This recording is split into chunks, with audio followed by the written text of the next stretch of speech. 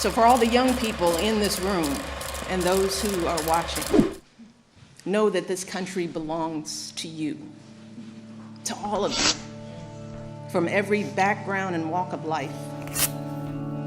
If you or your parents are immigrants, know that you are part of a proud American tradition, the infusion of new cultures, talents and ideas, generation after generation, that has made us the greatest country on earth. If your family doesn't have much money, I want you to remember that in this country, plenty of folks, including me and my husband, we started out with very little, but with a lot of hard work and a good education, anything is possible, even becoming president. That's what the American dream is all about. So the young people here and the young people out there, do not ever let anyone make you feel like you don't matter or like you don't have a place in our American story, because you do. And you have a right to be exactly who you are. But I also want to be very clear. This right isn't just handed to you. No, this right has to be earned every single day. You cannot take your freedoms for granted. No, just like generations who've come before you, you have to do your part to preserve and protect those freedoms. And that starts right now, when you're young. And when you encounter obstacles, because I guarantee you, you will, and many of you already have, when you are struggling and you start thinking about giving up, I want you to remember something that my husband and I have talked about since we first started this journey nearly a decade ago. Something that has carried us through every moment in this White House and every moment of our lives. And that is the power of hope.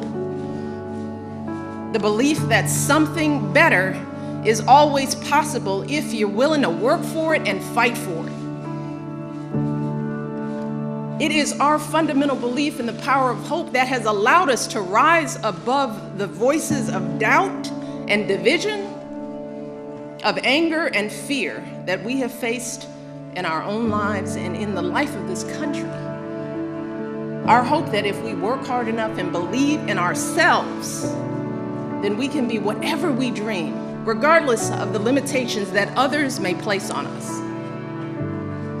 The hope that when people see us for who we truly are, maybe, just maybe, they too will be inspired to rise to their best possible selves. Shoot, it's the hope of my folks like my dad. Got up every day, do his job at the city water plant. The hope that one day his kids would go to college and have opportunities he never dreamed of. That's the kind of hope that every single one of us, politicians, parents, preachers, all of us, need to be providing for our young people. Because that is what moves this country forward every single day. Our hope for the future and the hard work that hope inspires. So, that's my final message to young people as First Lady. It is simple.